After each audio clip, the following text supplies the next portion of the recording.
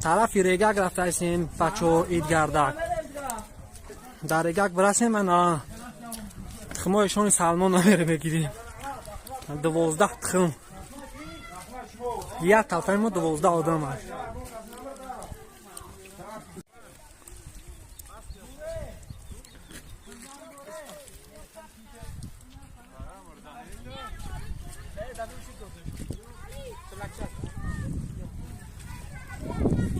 قریب که در ریگک رسیدیم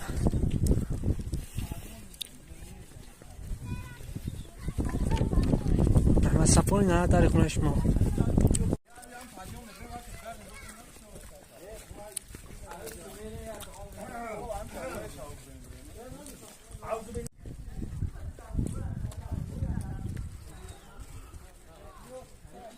همه تخم